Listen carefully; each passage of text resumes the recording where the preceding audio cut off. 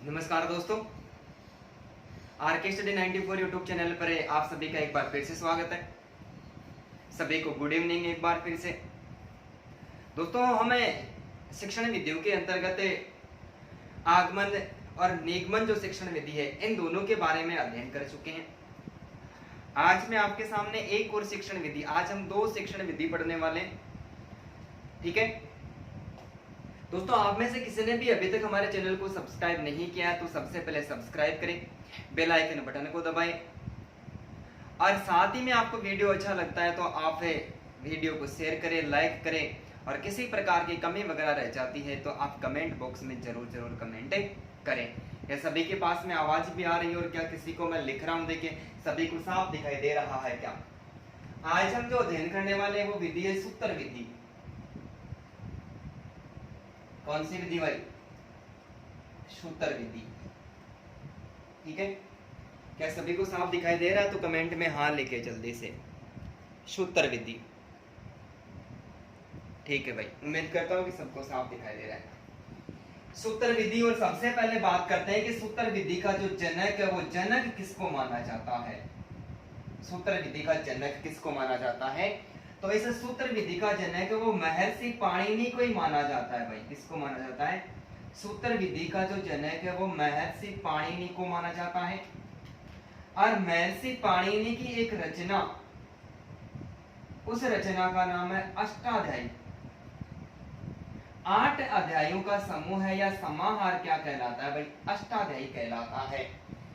तो सूत्र विधि का जो जनक है वो महर्षि पाणिनि को माना जाता है और महर्षि पाणिनि की एक रचना का नाम क्या है भाई? अष्टाध्यायी रचना है। और इस अष्टाध्यायी रचना के अंतर्गत लगभग कितने भाई? लगभग 4000 सूत्रों का संकलन किया गया है। कितने हजार भाई? 4000 सूत्रों का संकलन किया गया है। तो सूत्र विधि का जनक महर्षि पाणिनि को माना गया और उसकी रचना का नाम अष्टाध्यायी माना गया है। और अष्टाध्यायी रचना के अंतर्गत क्या किया गया? लगभग 4000 सूत्रों का क्या किया है? संकलन किया गया है।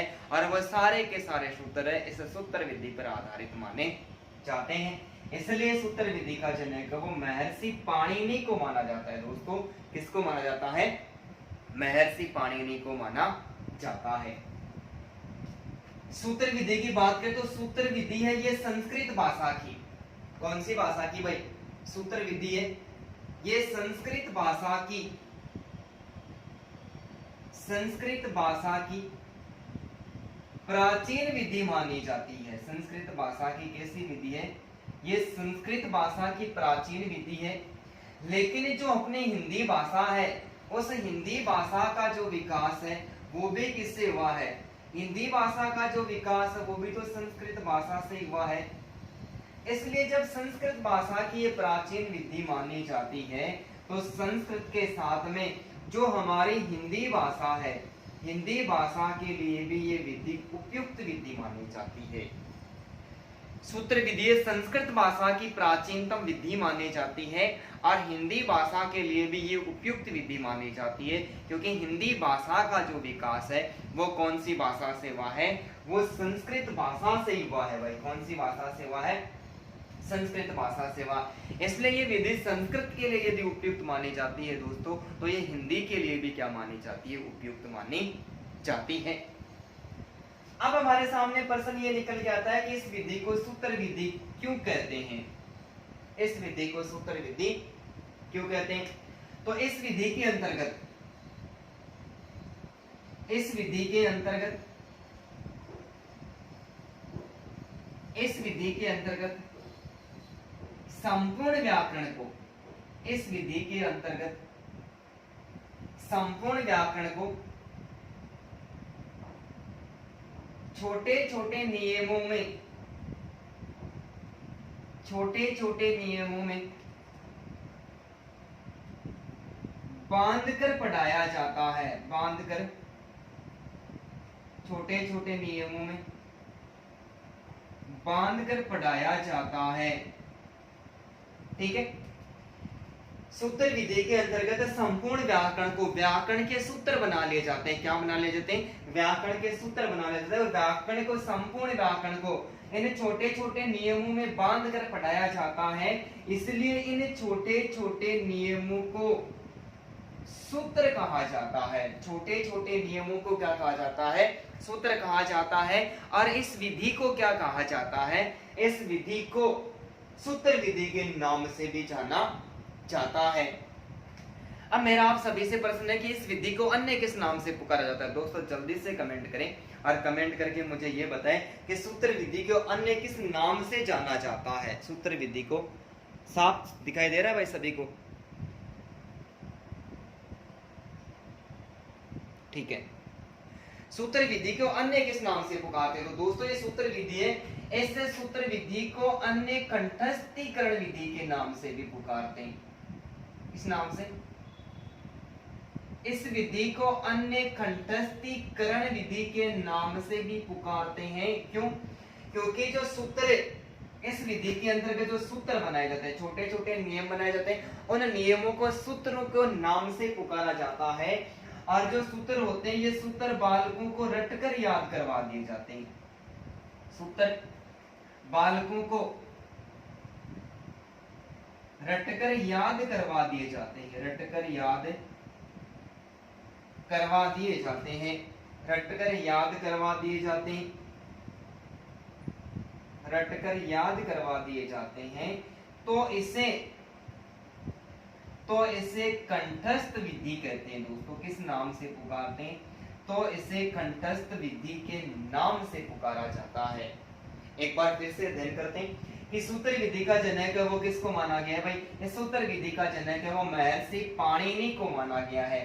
महर्षि पाणिनि की रचना का नाम है अष्टाध्यायी, और इस अष्टाध्यायी रचना के अंतर्गत लगभग 4000 सूत्रों का संकलन किया गया है। और ये 4000 सूत्र इनका जो संकलन है वो सूत्र विधि के आधार पर किया गया है। किसके आधार पर किया गया है? भाई सूत्र विधि के आधार पर ही किया गया है। संस्कृत भाषा की ये प्राचीन विधि मानी जाती है, हिंदी भाषा में भी इसका प्रयोग किया जाता है। इसलिए यह जो विधि है वो संस्कृत और हिंदी दोनों भाषा के लिए भी उपयुक्त मानी जाती है। इस विधि के अंतर्गत संपूर्ण व्याकरण को छोटे छोटे नियमों में बांध कर पढ़ाया जाता है। इन छोटे छोटे नियमों को सूत्र कहते हैं। और इस विधि को किस नाम से पुकारते हैं? इस विधि को सूत्र विधि के नाम से पुकारते हैं। किसके नाम से? सूत्र विधि के नाम से पुकारते हैं। और जो भी सूत्र बनाए जाते हैं उन सूत्रों को बालकों को रटकर याद करवा दिया जाता है। बालक उन सूत्रों को कंठस्थ कर लेते हैं, इसलिए इस विधि को कंठस्थीकरण विधि या फिर कंठस्थ विधि के नाम से भी जाना जाता है। लेकिन बालक जब किसी भी वस्तु का या इन सूत्रों को रटकर याद करते हैं, क्या करते हैं? बालक जब इनको रटकर याद करते हैं तो इनका सैद्धांतिक ज्ञान है वो प्राप्त नहीं कर पाते हैं। क्या नहीं कर पाते हैं भाई? सैद्धांतिक जो ज्ञान है वो सैद्धांतिक ज्ञान प्राप्त नहीं कर पाते हैं। इसलिए ये वैज्ञानिक विधि नहीं होकर ये अमनोवैज्ञानिक विधि है। भाई कैसी विधि है? ये अमनोवैज्ञानिक विधि है। मनोवैज्ञानिक विधि नहीं होकर ये कैसी विधि मानी जाती है? अमनोवैज्ञानिक विधि मानी जाती है। क्योंकि वर्तमान समय की जो शिक्षा प्रणाली है वो अर्थपूर्ण विषय वस्तु का समर्थन करती है, रटकर जो विषय वस्तु पढ़ाई जाती है उसका त्याग करने का समर्थन करती है। तो जब बालकों को रटकर ज्ञान करवाया जाता है तो वो सैद्धांतिक ज्ञान की प्राप्ति नहीं कर पाते, इसलिए जो यह विधि है ये अमनोवैज्ञानिक विधि मानी जाती है। उम्मीद करता हूँ कि आप सभी को जो ट्रेलर है वो समझ में आया होगा। तो दोस्तों इसका जल्दी से आप स्क्रीनशॉट ले लें, आगे और चर्चा करते हैं। ठीक है भाई, मिटा दो।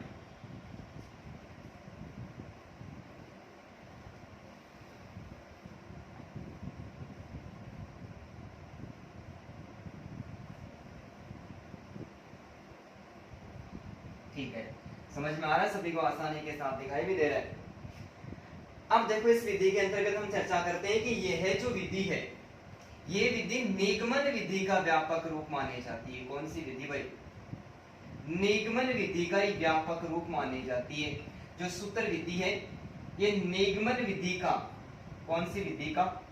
निगमन विधि का व्यापक रूप मानी जाती है।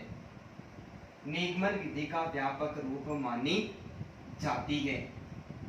ठीक है, यदि निगमन विधि का व्यापक रूप मानी जाती है तो इस विधि के अंतर्गत निगमन विधि की जो विशेषता है इसके अलावा निगमन विधि के जितने प्रकार के गुण हैं, निगमन विधि के दोष और निगमन विधि के जो शिक्षण सूत्र है, वो निगमन विधि के शिक्षण सूत्र किस विधि के अंतर्गत लागू होते हैं। दोस्तों बहुत खतरनाक प्रश्न निकल के आ रहा है यहाँ से कि प्रश्न हमें ऐसा पूछ सकता है कि निम्न में से किस विधि के अंतर्गत निगमन विधि की विशेषता, गुण, दोष एवं शिक्षण सूत्र लागू होते हैं। तो ये हमारा आंसर क्या हो जाएगा, सूत्र विधि, क्योंकि सूत्र विधि है वो निगमन विधि का व्यापक रूप मानी जाती है। इसलिए निगमन विधि की जो विशेषताएं हैं, गुण है, दोष है एवं शिक्षण सूत्र है, यानी कि जो सूत्र विधि है ये भी कैसे चलती है, ये नियम से उदाहरण की ओर चलती है, ये सूक्ष्म से स्थूल की ओर चलती है, ये प्रमाण से प्रत्यक्ष की ओर चलती है, ये अंश से पूर्ण की ओर चलती है, ये कठिन से सरल की ओर चलती है, ये ज्ञात से अज्ञात की ओर चलती है, ये अमूर्त से मूर्त की ओर चलती है। ये जो शिक्षण सूत्र है ये निगमन विधि के माने जाते हैं। और निगमन विधि की जो विशेषताएं और गुण और शिक्षण सूत्र जो हम पीछे की क्लास में पढ़ चुके हैं, वो सारे किसके अंतर्गत शामिल किए जाते हैं, ये सारे सूत्र विधि के अंतर्गत शामिल किए जाते हैं। ठीक है दोस्तों, इस सूत्र विधि को अन्य एक और नाम से पुकारते हैं, बता सकते हो क्या कि सूत्र विधि को अन्य किस नाम से पुकारते हैं। इस सूत्र विधि को अन्य घट समुद्र पूर्णम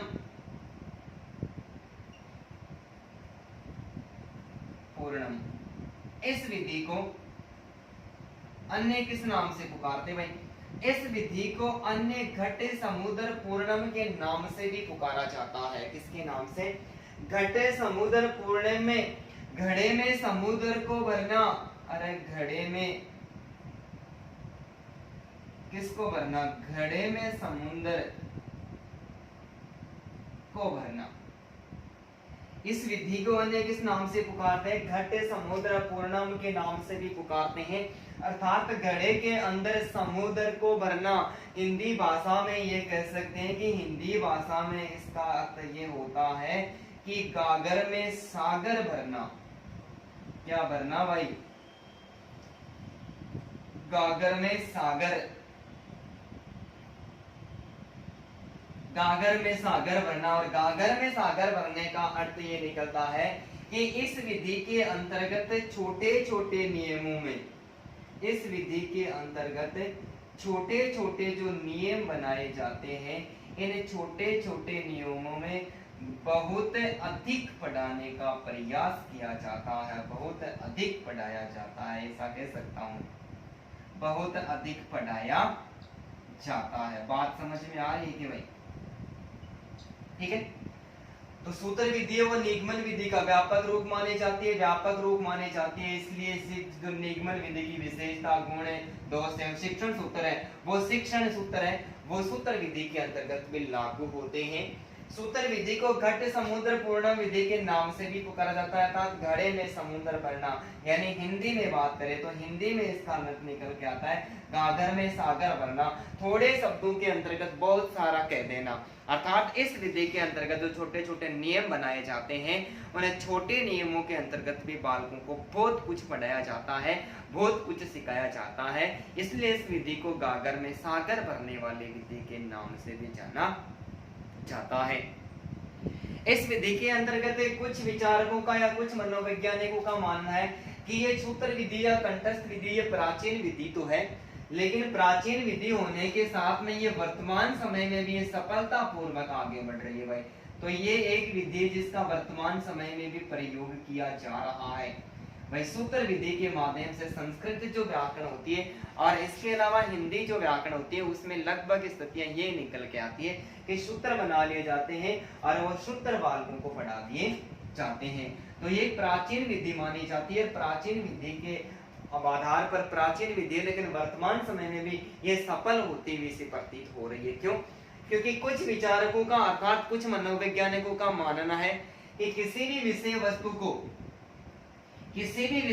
पर यदि पूर्ण अधिकार प्राप्त करना है, क्या करना है, किसी भी विषय वस्तु पर यदि पूर्ण अधिकार प्राप्त करना है, तो पूर्ण अधिकार प्राप्त करने के लिए स्मृति अर्थात किसी भी जो विषय वस्तु है उसका स्मरण यानी उसको याद करने की आवश्यकता पड़ेगी। क्या पड़ेगी? आप किसी भी विषय वस्तु को यदि पूर्ण अधिकार प्राप्त करना चाहते हो, उसको पूरी तरह से याद करना चाहते हो, तो उसके लिए क्या करना पड़ेगा? उसका स्मरण करना पड़ेगा। क्या करना पड़ेगा? स्मरण करना पड़ेगा। क्यों?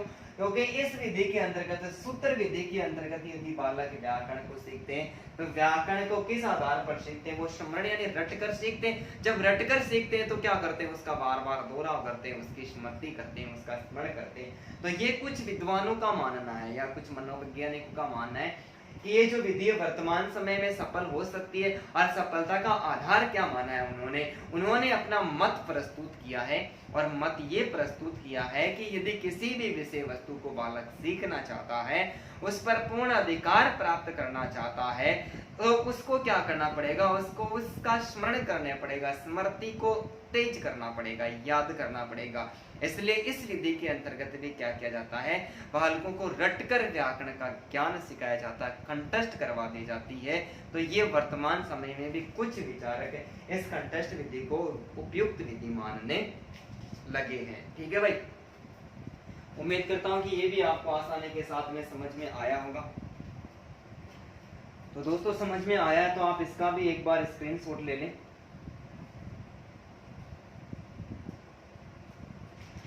जल्दी से स्क्रीनशॉट ले लें भाई।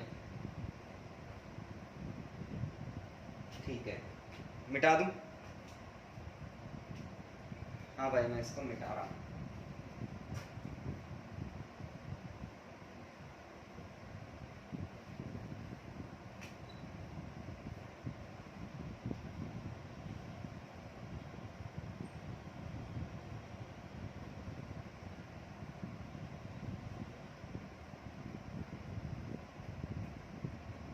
सूत्र विधि के अंतर्गत एक विचारक हुआ जिसका नाम है प्रोफेसर आप्टे।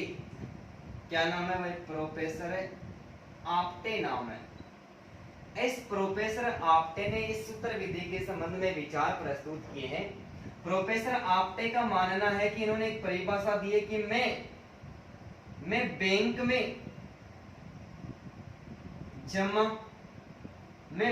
में जमा धनराशि पर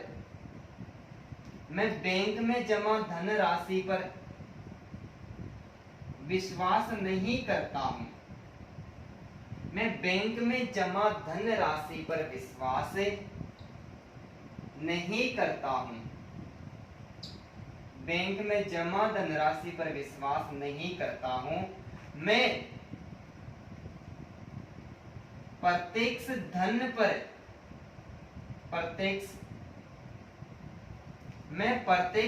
पर अधिक विश्वास करता हूं।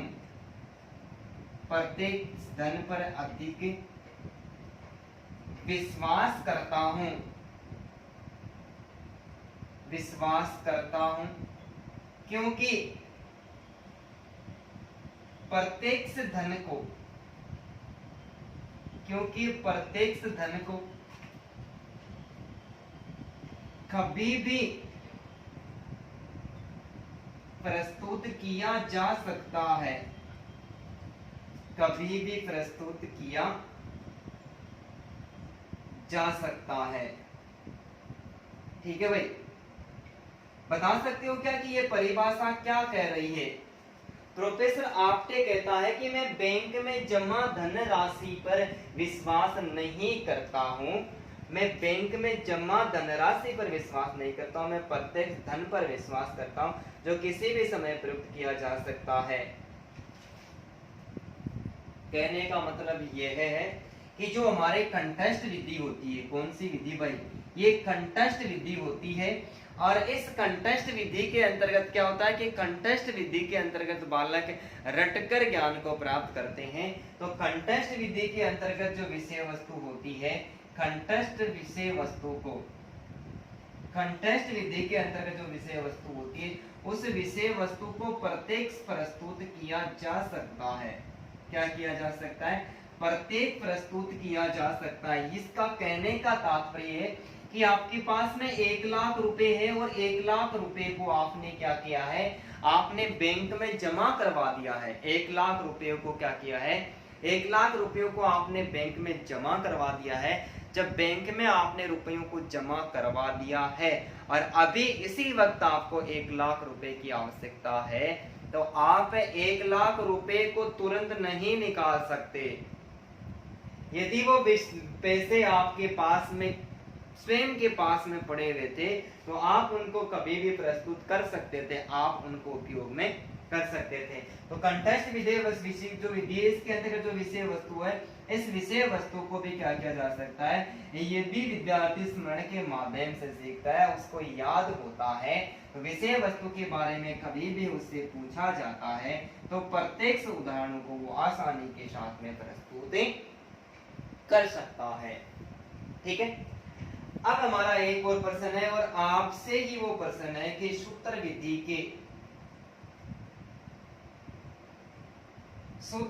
के कितने लक्षण नहीं भाई, लक्षण, सूत्र विधि के कितने लक्षण माने जाते हैं? सूत्र विधि के कितने लक्षण माने जाते हैं? मैं आपको विकल्प देता हूं 2, दूसरा विकल्प देता हूं 4, तीसरा विकल्प देता हूं 6 और चौथा विकल्प देता हूं मैं आपको 8। बताओ भाई, जल्दी से कमेंट करके बताओ, प्रश्न आपके सामने, सूत्र विधि के कितने लक्षण माने जाते हैं?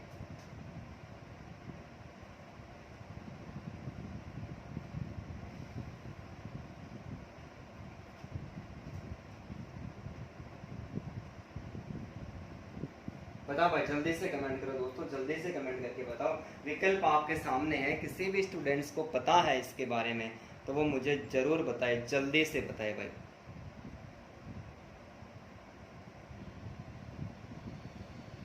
बताओ भाई, सूत्र विधि के कितने लक्षण माने जाते हैं? धन्यवाद सभी को। दोस्तों, सूत्र विधि के 6 लक्षण माने जाते हैं। सूत्र विधि के कितने लक्षण माने जाते हैं? सूत्र विधि के 6 लक्षण माने जाते हैं। एक बार आप इनका स्क्रीनशॉट ले लो, सबके बारे में विस्तार से चर्चा करते हैं कि 6 लक्षण कौन कौन से माने जाते हैं। मिटा दो भाई।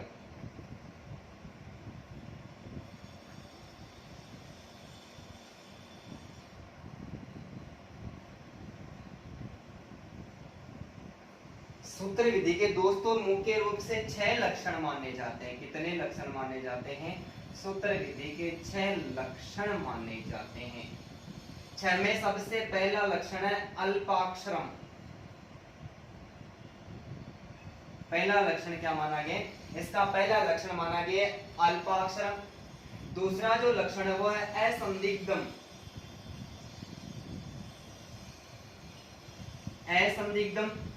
तीसरा जो लक्षण है वो है सारविद या सारविद। तीसरा लक्षण क्या माना गया? सारविद माना गया। और चौथा जो लक्षण है वो है विश्वतोमुखम।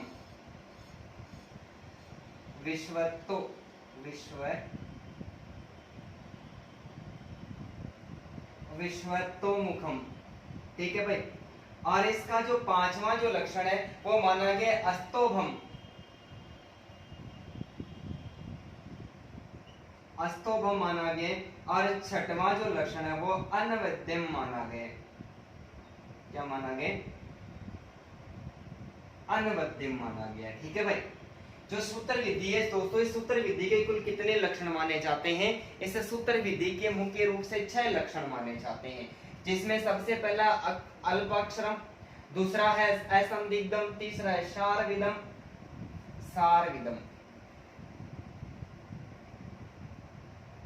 चौथा है विश्वतोमुखम, पांचवा है अस्तोभम और छठवा अनवद्यम। इस आधार पर इस विधि के कितने लक्षण माने जाते हैं? 6 लक्षण माने जाते हैं। 6 में से हम इनका हिंदी भाषा में बात करें तो हिंदी में के 6 लक्षण होंगे कि अल्पाक्षरम की इस विधि के अंतर्गत, सूत्र विधि के अंतर्गत छोटे छोटे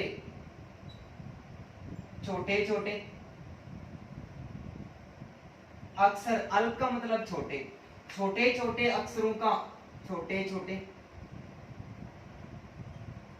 इस विधि के अंतर्गत छोटे अक्षरों का क्या होता है भाई? समूह होता है। छोटे अक्षरों का क्या होता है? समूह होता है। क्योंकि इस विधि में क्या किया जाता है कि सबसे पहले परिभाषा में हमने ये पढ़ा था कि इस विधि के अंतर्गत जितने प्रकार के नियम होते हैं, व्याकरण को छोटे छोटे नियमों में बांध कर पढ़ाया जाता है। और उन छोटे छोटे नियमों को क्या कहते हैं, उन छोटे छोटे नियमों को अल्प अक्षरों के नाम से जाना जाता है। तो अल्प अक्षरों में इस विधि का पहला लक्षण है कि इसमें छोटे छोटे अक्षरों का समन्वय होता है। क्योंकि जो प्राचीन जो शिक्षा प्रणाली है दोस्तों, प्राचीन शिक्षा प्रणाली है, प्राचीन जो शिक्षा प्रणाली है उसमें शिक्षा कहां पर दी जाती थी, वहां पर गुरुकुल के अंतर्गत शिक्षा, गुरुकुल या फिर जो गुरुओं का आश्रम हुआ करता था, उन आश्रमों के अंतर्गत शिक्षा दी जाती थी। आश्रमों के अंतर्गत शिक्षा वगैरह दी जाती थी। शिक्षा प्रणाली बेहद ही कठिन हुआ करती थी।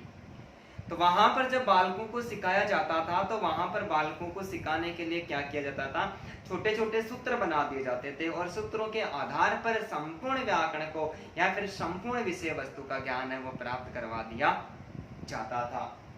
तो प्राचीन गुरुकुल शिक्षा प्रणाली और अपुराचीन गुरुकुल और आश्रम है, उनके अंतर्गत जो सूत्र विधि है, इसे सूत्र विधि से ही पढ़ाया जाता था। असंदिग्धम, संदिग्ध अर्थ होता है संदेह, और ऐसे अर्थ होता है रहित। क्या हो जाएगा, संदेह से रहित या दोष से रहित, संदेह से रहित या सॉरी दोष से रहित नहीं होगा, संदेह से रहित है। असंदिग्धम का अर्थ क्या होता है, संदेह से रहित है। कि इस विधि के अंतर्गत जितने भी सूत्र वगैरह पढ़ाए जाते हैं उनमें किसी प्रकार का संदेह नहीं होता, क्योंकि सूत्रों के माध्यम से किसी बड़ी विषय वस्तु होती है, उस बड़ी विषय वस्तु को भी क्या कर देता है, छोटा छोटा कर दिया जाता है। तो छोटा सूत्र होता है वो एकदम से शुद्ध ही होता है, उसमें संदेह की किसी प्रकार की कोई भावना वगैरह नहीं होती है। ठीक है।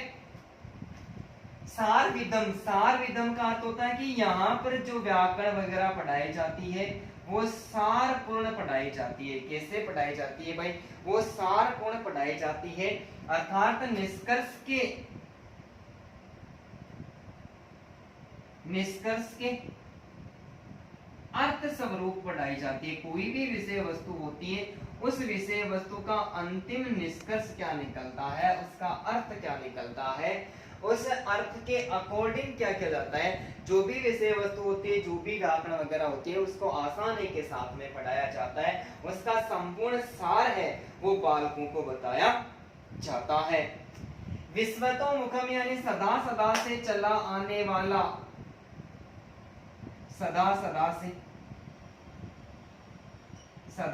से चला आने वाला,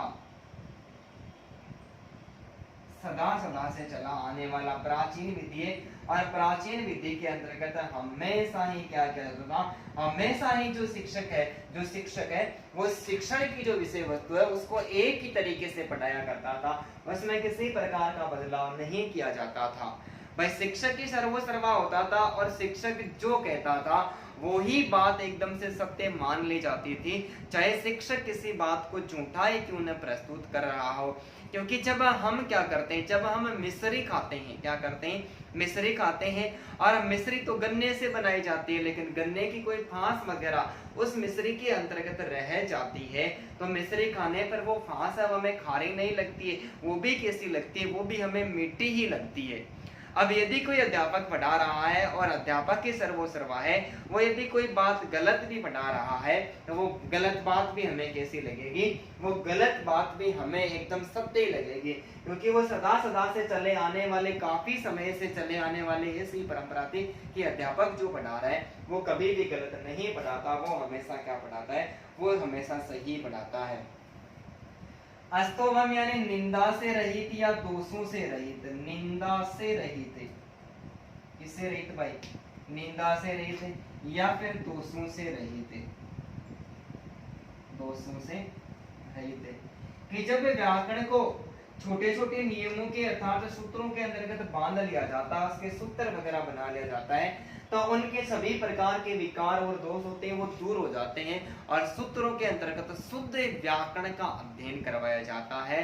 तो उनकी न तो किसी प्रकार से कोई निंदा की जाती है और न ही उनमें किसी प्रकार का दोष होता है। अनवद्यम यानी बाधा एवं अवरोध से रहित, बाधा एवं अवरोध से रहित। किससे रहित भाई? बाधा एवं अवरोध से। सूत्रों के माध्यम से जब बालक किसी भी विषय वस्तु को रटकर याद करते हैं तो उनको बाधा एवं अवरोध का सामना नहीं करना पड़ता है, क्योंकि यदि सूत्र बड़ा होता है, क्या होता है, सूत्र बड़ा होता है तो बड़ा सूत्र तो बालकों को याद रहता नहीं है। यदि छोटा सूत्र बालक आसानी के साथ में याद कर लेते हैं तो उन बालकों को सूत्रों को याद करने में भी किसी प्रकार की कोई बाधा उत्पन्न नहीं होती है। तो इस आधार पर सूत्र विधि के मुख्य रूप से दोस्तों कितने लक्षण माने जाते हैं? सूत्र विधि के 6 लक्षण माने जाते हैं। अल्पाक्षरम, इस विधि में छोटे छोटे और अल्प अक्षरों का समूह होता है, छोटे छोटे शब्दों का प्रयोग किया जाता है और वह सूत्र संदेह से रहित होते हैं, सार विदम सार पूर्ण होते हैं, निष्कर्ष के अर्थ के स्वरूप के रूप में बालकों के सामने प्रस्तुत किए जाते हैं, सदा सदा से चलने आने वाली परंपरा होती है, उस परंपरा के अनुसार ही वो सूत्र बनाए जाते हैं। वह सूत्र निंदा से रहित एवं दोषों से रहित होता है, उनमें किसी प्रकार की बाधा एवं अवरोध नहीं होता है। तो इस आधार पर सूत्र विधि के कितने लक्षण माने जाते हैं भाई? 6 लक्षण माने जाते हैं। उम्मीद करता हूं कि ये भी आपको आसानी के साथ में समझ में आया होगा। ठीक है दोस्तों, इसका भी एक बार आप स्क्रीनशॉट ले लो।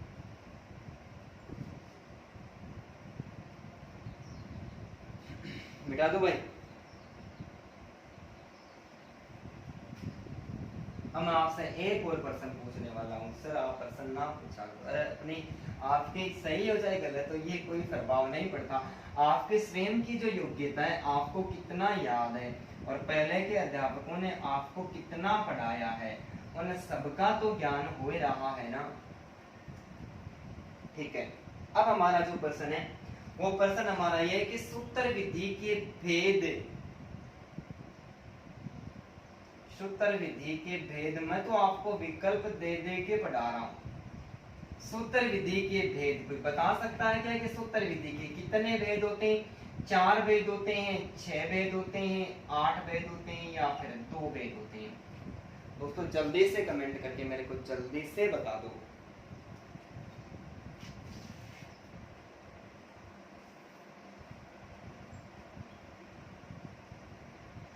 जल्दी से बता दो भाई मेरे को, कितने सूत्र होते हैं सूत्र विधि के अंतर्गत?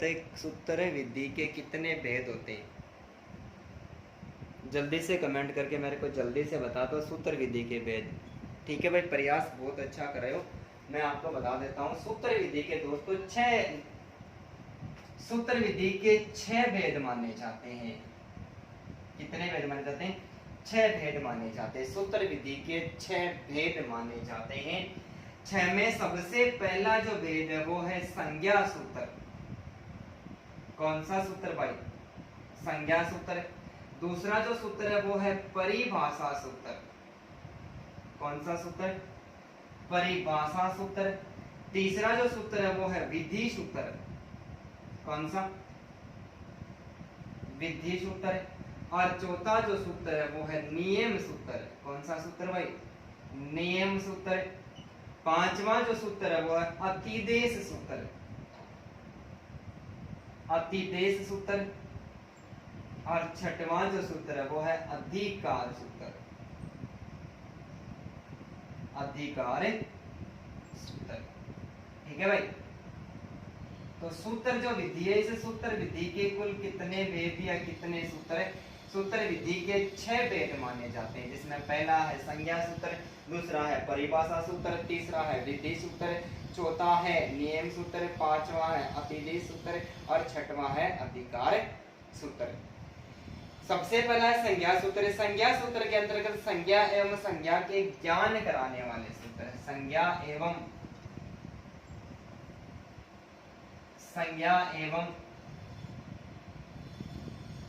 संज्ञा का ज्ञान कराने वाले सूत्र। संज्ञा एवं संज्ञा का ज्ञान कराने वाले सूत्रों को शामिल किया जाता है भाई। किसके अंतर्गत है?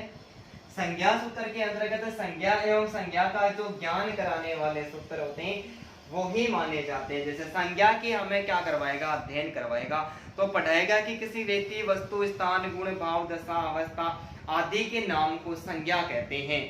संज्ञा के 3 भेद माने जाते हैं। कितने? मुख्य 3 और कुल 5 भेद माने जाते हैं। तो इस संज्ञा के कितने भेद? 3 भेद माने जाते हैं, जिसमें पहले होती है व्यक्तिवाचक संज्ञा। कौन सी भाई? व्यक्तिवाचक संज्ञा। इसके अलावा दूसरी जो संज्ञा होती है वो पढ़ाता है कि दूसरी संज्ञा होती है वो जातिवाचक संज्ञा, और तीसरी जो संज्ञा होती है वो कौन सी होती है भाई? भाववाचक संज्ञा। अब तीनों प्रकार की संज्ञाओं का ज्ञान कैसे करवा रहा है? वो सूत्रों के माध्यम से करवा रहा है। उदाहरण वगैरह नहीं रटवा रहा, केवल सूत्र रटवा रहा है। कैसे रटवा रहा है? कि व्यक्तिवाचक संज्ञा के अंतर्गत किसी विशेष व्यक्ति,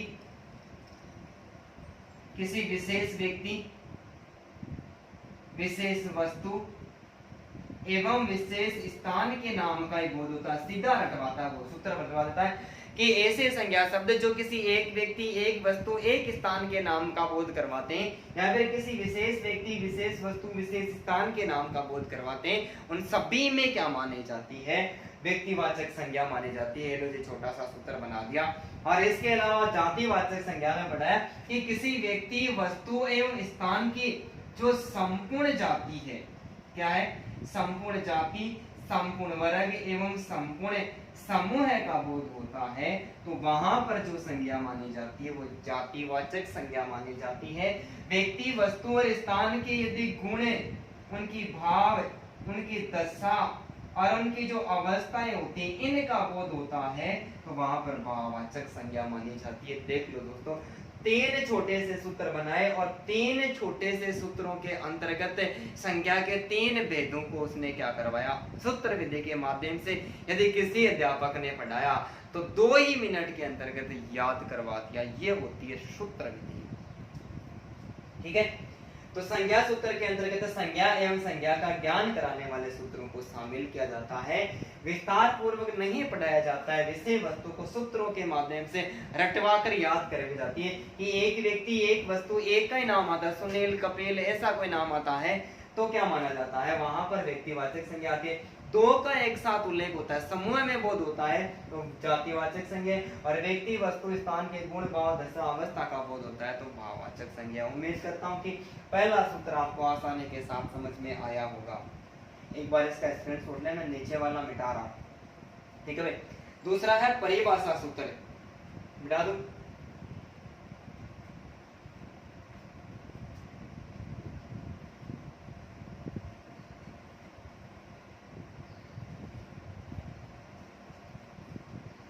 दूसरा अनियम। परिभाषा सूत्र किसे कहते हैं? अनियम की स्थिति में, अनियम की स्थिति में दोस्तों हर एक लाइन इंपॉर्टेंट है। अनियम की स्थिति में नियम की, अनियम की स्थिति में नियम की रचना करने वाला सूत्र परिभाषा सूत्र कहलाता है। रचना करने वाला जो सूत्र होता है, अनियम की स्थिति में नियम की रचना करने वाला जो सूत्र है वो दोस्तों क्या कहलाता है? वही परिभाषा सूत्र कहलाता है। कि ऐसा लगता है कि इसके अंतर्गत कोई नियम नहीं निकल के आएगा। क्या नहीं निकल के आएगा? कोई भी नियम नहीं निकल के आएगा। भाई कोई व्याकरण पढ़ा रहा है शिक्षक और वहां पर वो सोचता है कि कोई नियम नहीं निकल के आता, लेकिन वहां पर भी वो नियम बनाकर उसकी रचना कर देता है, कोई सूत्र बना देता है, तो उसे क्या कहते हैं? उसे परिभाषा सूत्र कहते हैं। क्या कहते हैं? उसे परिभाषा सूत्र कहते हैं। कि जैसे एक सूत्र बना देता है कि कुछ संज्ञा शब्द ऐसे होते हैं जिनमें व्यक्तिवाचक संज्ञा होती है। क्या होती है? व्यक्तिवाचक संज्ञा होती है, लेकिन उसका वाक्य में प्रयोग कर देते हैं। वाक्य में प्रयोग करने पर जातिवाचक संज्ञा मान ली जाती है। नियम नहीं निकल के आ रहा तो दोस्तों नियम की रचना कर दी। कुछ संज्ञा शब्द ऐसे होते हैं जिनमें व्यक्तिवाचक संज्ञा होती है, लेकिन वाक्य में प्रयोग करने के बाद उनमें जातिवाचक संज्ञा मान ली जाती है। जैसे वो कहता है कि कश्मीर शब्द में कौन सी संज्ञा है? कश्मीर शब्द में व्यक्तिवाचक संज्ञा है, लेकिन वाक्य में प्रयोग कर दिया कि उदयपुर तो राजस्थान का कश्मीर है। या लो जी, राजस्थान, उदयपुर और कश्मीर 3 स्थानों का एक साथ उल्लेख हो गया तो जातिवाचक संज्ञा हो गई। नियम नहीं होता है वहां पर भी नियम निकाल के हमारे सामने लेकर आता है। तो दोस्तों वहां पर कौन से सूत्र माना जाता है, वहां पर परिभाषा सूत्र माना जाता है। कौन सा, परिभाषा सूत्र। दोस्तों चिंता करने की आवश्यकता नहीं है, मैंने व्यक्तिवाचक, जातिवाचक और भाववाचक संज्ञा के वीडियो पढ़ा रखे हैं। आप आरके स्टडी 94 यूट्यूब चैनल पर जाए, आप वहां पर जाकर जो वीडियो वाला विकल्प है उस वीडियो विकल्प पर क्लिक करें और वहां पर आपको संख्या संपूर्ण रूप से इन्हीं नियमों के आधार पर पढ़ाई हुई मिलेगी। तो डरने की कोई आवश्यकता नहीं है, आप वहां पर जाकर वीडियो देख सकते हो। तीसरा है विधि सूत्र। ठीक है, विधि सूत्र है कार्य आदि का,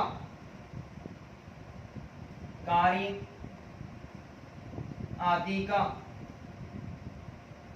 विधान करने वाला सूत्र है। कार्य आदि का विधान करने वाला जो सूत्र होता है, कार्य आदि का विधान, मैं मिटा दूंगा यहां से, एक मिनट।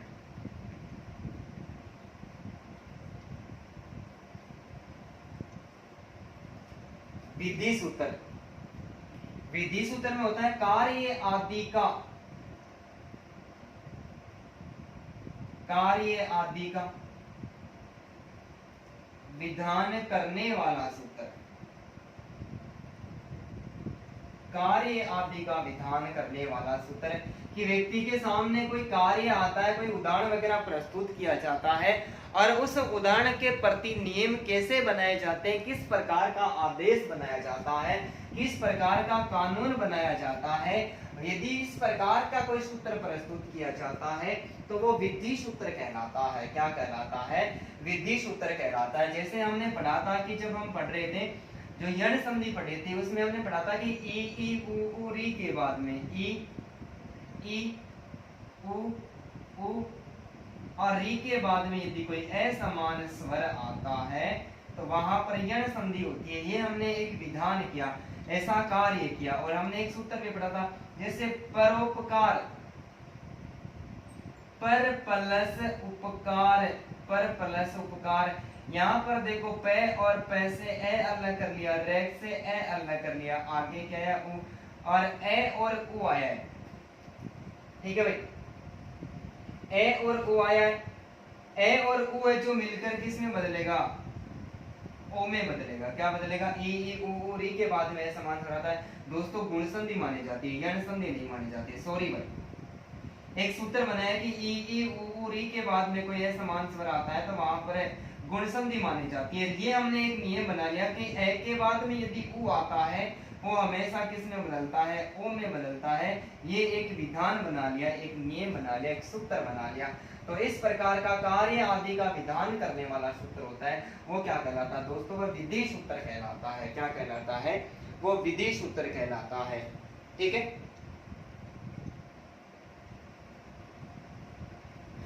बिठा दो भाई। ठीक है, चौथा हमारा है वो कौन सा है, नियम सूत्र है। और नियम सूत्र किस पर लागू होता है, नियम सूत्र कहता है कि प्राप्त विधि के विषय में, प्राप्त विधि, प्राप्त विधि के विषय में, प्राप्त विधि के विषय में नियम प्रस्तुत करने वाला सूत्र। प्राप्त विधि के विषय में नियम प्रस्तुत करने वाला सूत्र, नियम प्रस्तुत करने वाला सूत्र क्या कहलाता है, नियम सूत्र कहलाता है। नियम की रचना करना या फिर तुलना करना। हमने यहाँ पर जो ऊपर सूत्र पढ़ा उसका नियम बता दिया कि नियम सीधा क्या बनाया, नियम हमने ये बना दिया कि ई उ री के बाद में, किसके बाद में, ई उ री के बाद में कोई भी असमान स्वर आता है तो असमान स्वर आता है वहां पर हमेशा ही गुण संधि मानी जाती है।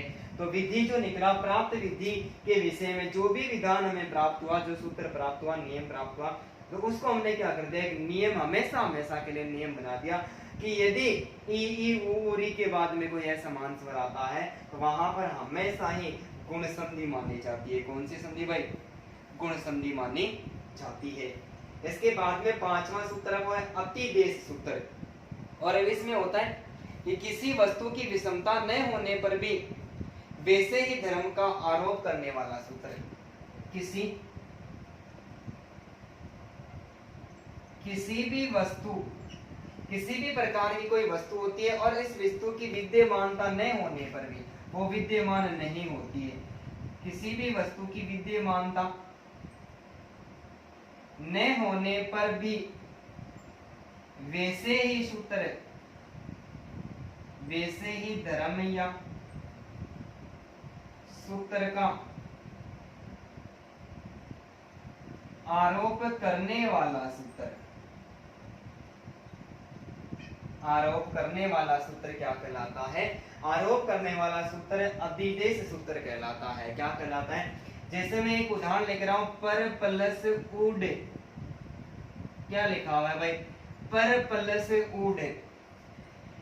किसी भी वस्तु की विद्यमानता, किसी भी वस्तु की विद्यमानता नहीं होने पर भी वैसे ही धर्म या सूत्र का आरोप करने वाला सूत्र क्या कहलाता है दोस्तों? अतिदेश सूत्र कहलाता है। नीचे दिखाई तो दे रहा है ना भाई, आगे बहुत ज्यादा नीचे तो नहीं लिखा ना?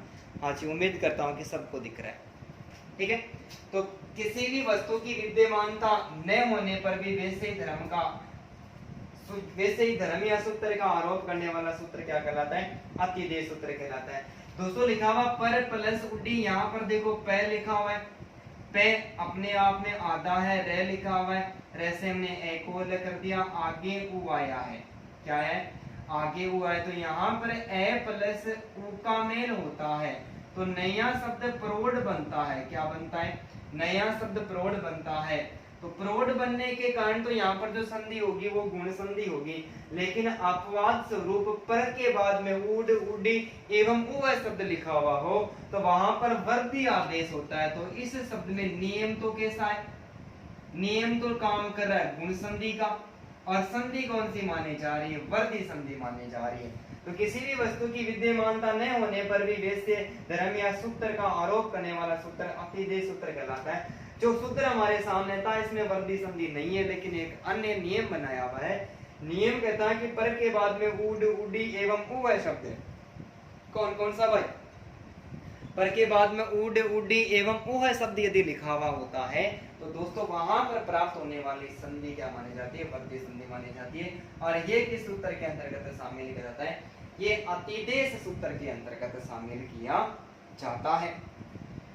और अधिकार सूत्र के अंतर्गत क्या होता है? किसी भी जो कोई भी नया सूत्र निकालते हैं, क्या करते हैं? आगे के सूत्रों में किसी पूर्व सूत्र का प्रयोग करना। आगे के सूत्र में किसी पूर्व सूत्र का प्रयोग करना, पूर्व सूत्र का प्रयोग करना क्या कहलाता है भाई? अधिकार सूत्र कहलाता है। दोस्तों इस आधार पर सूत्र विधि के कितने भेद? 6 भेद या 6 सूत्र माने जाते हैं। सबसे पहले संज्ञा सूत्र, दूसरा परिभाषा सूत्र, तीसरा विधि सूत्र, चौथा नियम सूत्र, पांचवा अतिदेश सूत्र और छठवां कौन सा भाई? अधिकार सूत्र।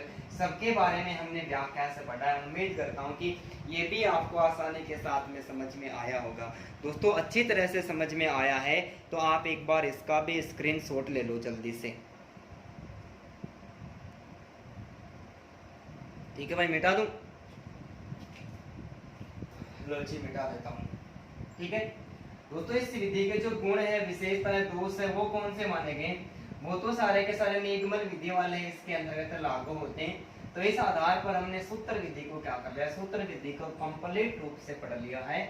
अब इन्हीं विधि से, निगमन विधि और सूत्र विधि है, इन दोनों से मिलती जुलती एक और विधि है जिसका हम एक ही साथ में अध्ययन करने वाले हैं। ठीक है, अब जो नेक्स्ट विधि है यानी 5वीं विधि है उसको कहते हैं पारायण विधि। कौन सी विधि भाई? पारायण विधि। कौन सी विधि? पारायण विधि। बता सकते हो क्या कि पारायण विधि का जनक किसे माना जाता है? बताइए देखिए कमेंट करके, पारायण विधि का जनक किसे माना जाता है?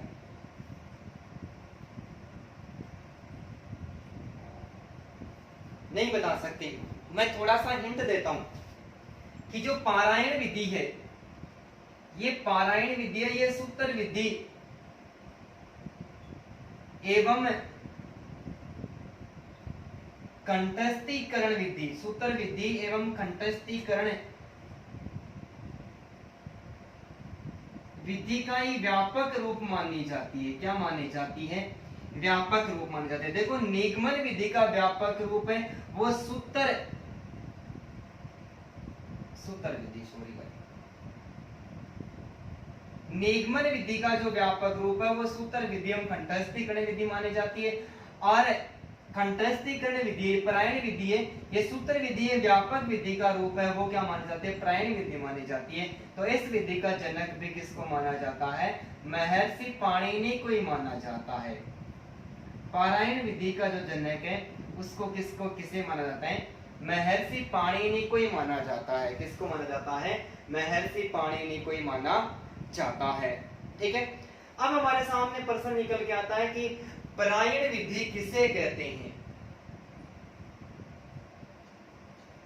पारायण विधि किसे कहते हैं? तो पारायण विधि कहते हैं कि वैदिक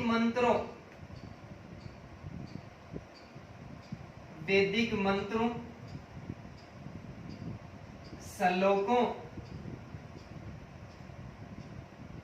और व्याकरण सूत्रों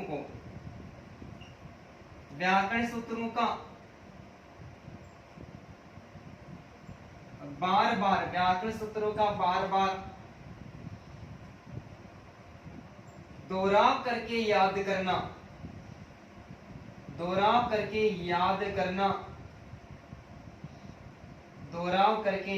करना ही पारायण विधि है। कौन सी विधि है भाई? पारायण विधि है। साफ शब्दों में समझा देता हूं कि सूत्र विधि और कंठस्थ विधि के अंतर्गत बालक क्या करते हैं? किसी भी विषय वस्तु को रटकर याद करते हैं। यहाँ पर भी दोहराव करना या रटकर याद करना एक ही बात है, रटकर याद करना। तो पारायण विधि के अंतर्गत भी बालक क्या करते हैं? किसी भी विषय वस्तु को सीखते हैं। तो किसी भी विषय वस्तु को सीखने के लिए क्या करते हैं? वैदिक मंत्र हो, चाहे श्लोक हो, चाहे व्याकरण सूत्र हो, उनका बार बार क्या करते हैं? दोहराव करते हैं। और दोहराव करने के बाद में यदि बालक सीखते हैं तो उसे क्या कहते हैं दोस्तों? उसे पारायण विधि कहते हैं। क्या कहते हैं? इस विधि को पारायण विधि कहते हैं। और इस विधि के अनुसार कोई भी बालक सीखता है उस बालक को क्या कहते हैं? बता सकते हो? पारायण विधि के अनुसार कोई भी बालक विषय वस्तु का दोहराव करके सीखता है तो उस बालक को पारायणिक कहते हैं। क्या कहते हैं? उस बालक को पारायणिक कहते हैं। और गुरुकुल शिक्षा प्रणाली वैदिक मंत्रों में, साहित्यों में, श्लोकों में और व्याकरण जो सूत्र है वो व्याकरण सूत्र जैसे गीता, भागवत आज हम पढ़ रहे हैं उसकी जो लिखावट है वो लिखावट सूत्र विधि और पारायण विधि के द्वारा ही की गई है भाई। किसके द्वारा की गई है? पारायण विधि के द्वारा की गई। और जो बालक पारायण विधि के अनुसार विषय वस्तु का ज्ञान प्राप्त करता है उसको पारायणिक के नाम से पुकारा जाता है। किसके नाम से पुकारा जाता है? पारायणिक के नाम से पुकारा जाता है। और ये जो पारायणिक विधि है, इस पारायणिक विधि के कुल कितने प्रकार माने जाते हैं? तो पारायणिक विधि के जो प्रकार है बताइए। देखिए मैं विकल्प देता हूं। पारायण विधि के प्रकार दोस्तों, पारायण विधि के प्रकार कितने माने जाते हैं? 3, 4, 5, 6। जल्दी से कमेंट करें भाई। जो लाइट है वो चली गई है। साफ तो दिख रहा है क्या? आप भी किसी को भी नहीं दिख रहा है भाई? साफ दिखाई दे रहा है सभी को? लाइट चली गई है दोस्तों, येलो साइड। अब साफ दिख रहा है।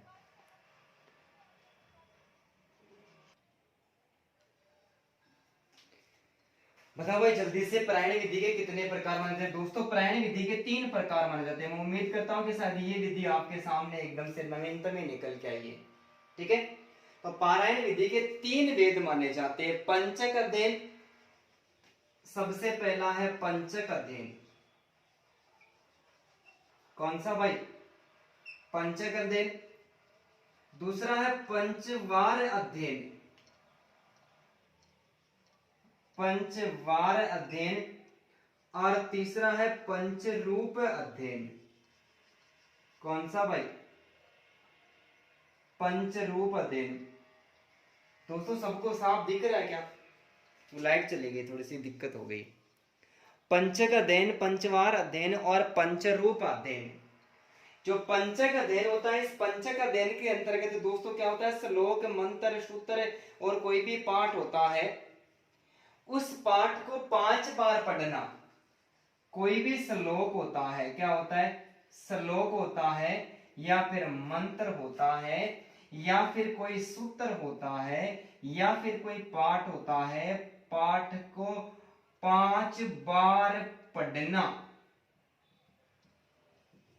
कैसे याद करवाए जाते थे, 5-5 बार। अरे आप एक विषय वस्तु को 4 बार पढ़ देते हो, मैं वादा करता हूं 4 बार के बाद में 5वीं बार तो पढ़ने की आवश्यकता नहीं, चौथी बार में तो उसका 95% ज्ञान है वो याद हो जाता है।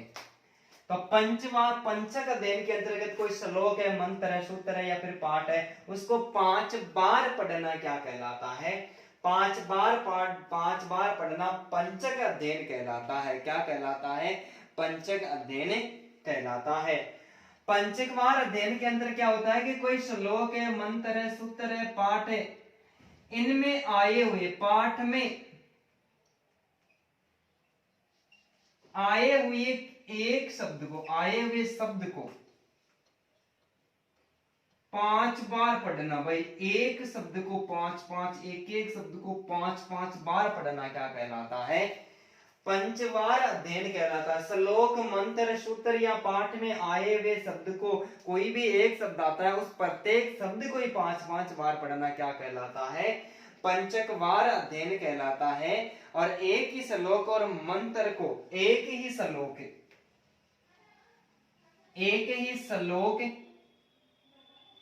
मंत्र एवं पाठ को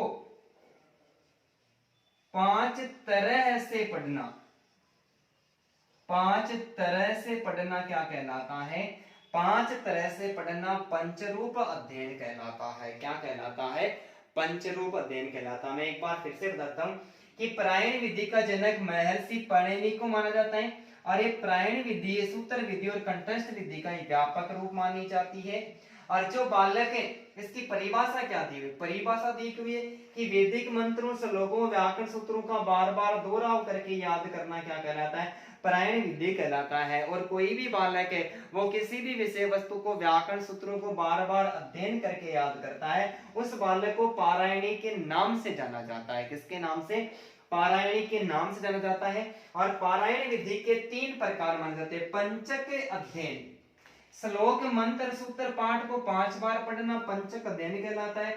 पंचवार अध्ययन, श्लोक, मंत्र, सूत्र, पाठ में आए हुए शब्द को 5 बार पढ़ना पंचवार अध्ययन कहलाता है। और एक ही श्लोक, मंत्र एवं पाठ को 5 तरह से अलग अलग तरीके से पढ़ना क्या कहलाता है दोस्तों, पंचरूप अध्ययन कहलाता है। क्या कहलाता है, पंचरूप अध्ययन कहलाता है। उम्मीद करता हूं कि ये भी आपको समझ में आया होगा। तो इसका भी जल्दी से स्क्रीनशॉट लो, ज्यादा बड़ा नहीं, थोड़ा सा मैटर बच गया भाई, मिटा दूं।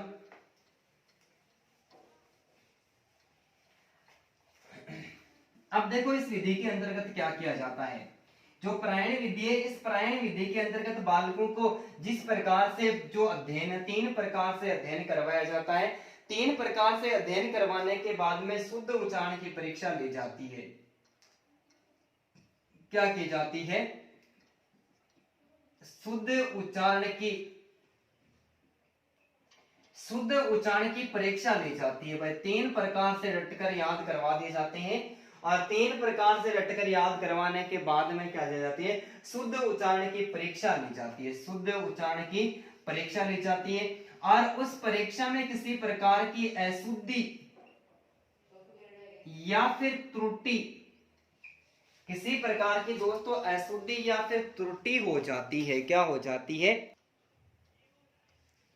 दोस्तों, किसी प्रकार की शुद्धि या फिर त्रुटि हो जाती है। उस त्रुटि के लिए निम्न प्रकार से उच्चारण किया जाता है, और उच्चारण करने के बालकों को अलग अलग नामों से पुकारा जाता है। क्या कहलाता है, अशुद्धि या कोई त्रुटि वगैरह हो जाती है, त्रुटि करने वाले बालकों को अलग अलग नामों से जाना जाता है।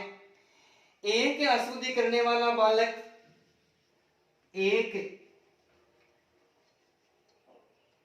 अशुद्धि करने वाला बालक, एक अशुद्धि करने वाला बालक एकायनिक कहलाता है। क्या कहलाता है? एकायनिक कहलाता है। दो